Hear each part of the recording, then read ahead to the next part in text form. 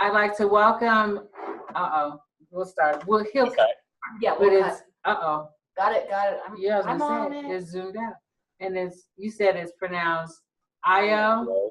Adesanyo. Okay, well, I'm gonna let you introduce yourself. Okay, perfect. Okay, we'll just go. It's recording. Okay, I didn't realize. I thought you'd stopped it.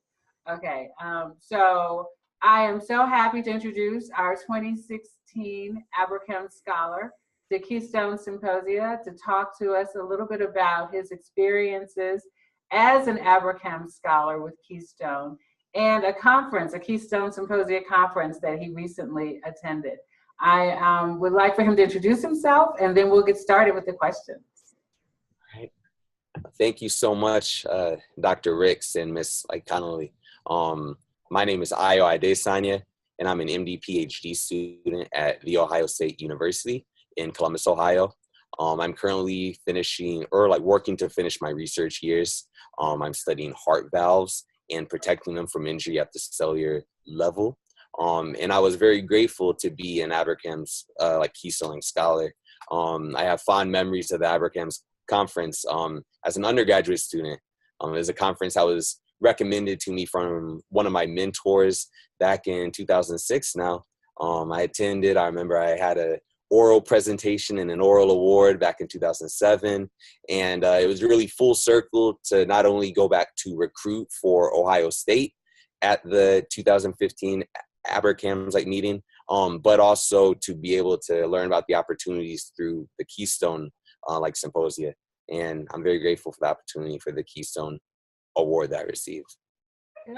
So why don't you tell us a little bit about yourself? I understand you're working on an MD PhD. Yes, ma'am. Impressive. So why don't you tell us about how this connected to the Keystone Conference that you selected?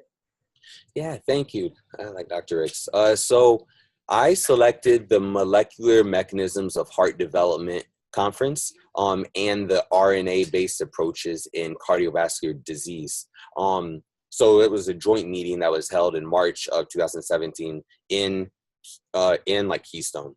So I selected this meeting primarily based on looking through the Keystone Symposia and seeing which ones were cardiovascular related. Cardiovascular biology and disease aligns with both my clinical and my research interests. So I wanted to go to one of those meetings. I was especially piqued by this meeting, this meeting especially piqued my interest, seeing that it was a joint meeting, because I felt that I could kind of get a 2-for-1 experience from that perspective.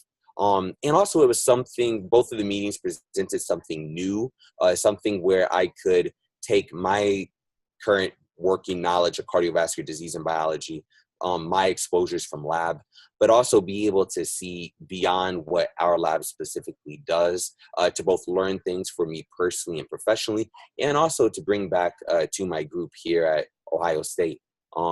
Here we work more from the protein therapy end, and also we look more at acquired models of cardiac disease. So these two meetings, one being from the developmental side, it was able to kind of compare and contrast the developmental mechanisms of disease with the acquired mechanisms of disease. And additionally, with the RNA-based side, I was able to do the same thing, looking at RNA therapies versus protein therapies. So I really enjoyed the meeting, and it was a great experience.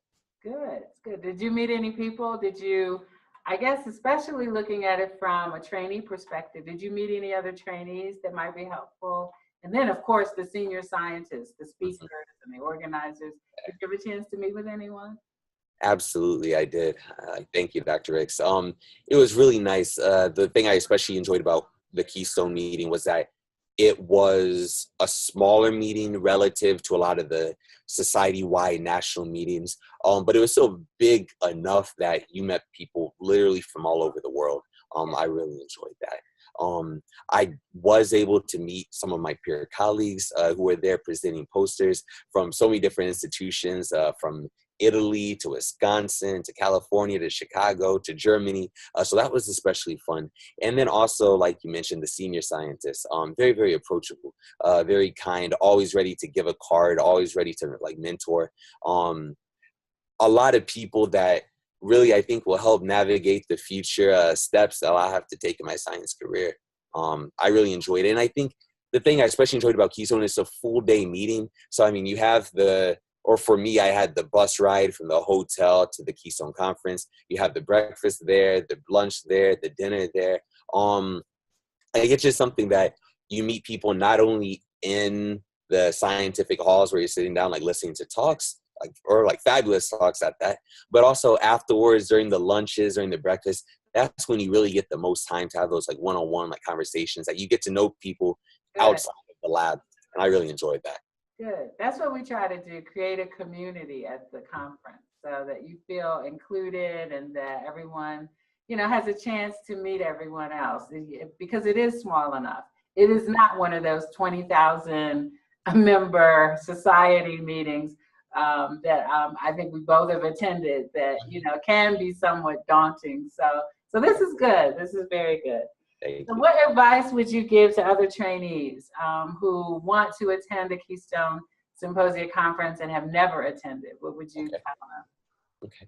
So, and thank you for that question. So first and foremost, I would say to take advantage of the opportunities offered from Keystone itself.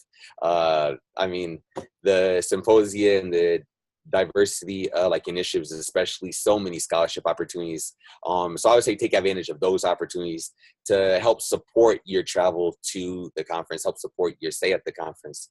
First and foremost, I would say that. And also beyond the travel support, I remember there were also communications before the meeting that helped connect other conference attendees from underrepresented backgrounds in the science. So again, just to navigate opportunities available, that's one.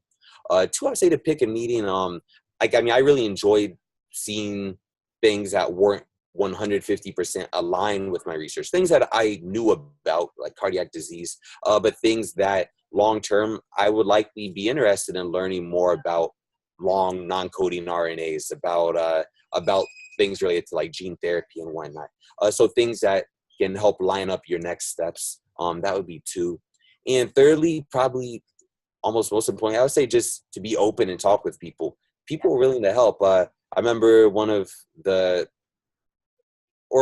more meaningful connections with me was made on the bus ride to the conference. Definitely attend the breakfasts. I feel like the breakfast, that's when you can really talk with people. If everyone's there that early, they're all up and at them. So I would say attend those small things and make the most of them. Get people's contact information. Just don't be shy because so many opportunities are there and people can make these opportunities possible. Okay, now that's very insightful, and I think you're right on. That's the way that you should go about considering how to enjoy the Keystone experience, because a lot of people are put off by the very high level of science that's presented, but they're people, and so talking to them at breakfast and hanging out with them if you're a skier. No, absolutely, yep. If not, then there's always somewhere you can sit down and talk and get to know each other. And so that is the Keystone experience. So absolutely. Good. So, all right. So any last thoughts or final words for us? I think I would be remiss. I've talked so much about the experience, but the quality of the science, like you just mentioned, it was, it was amazing. I think to see the people behind this amazing science is, and to see so many eminent people that you read about in national journals, and all of this, it's especially meaningful. But the quality of the science alone is nothing short of amazing. And also, it's late-breaking science. I remember there's one of our collaborators who was presenting her work that hadn't been published yet, and it was recently published in the Journal of Clinical Investigation. So it's just something where you can really see top-quality science and meet the top quality people behind this science. And it was a really nice meeting all in all. Good. Well, thank you very much. And we look forward to seeing you again at another Keystone Symposia conference. I look forward as well. Thank you so much, Dr. Ricks. Thank you, Ms. Conway.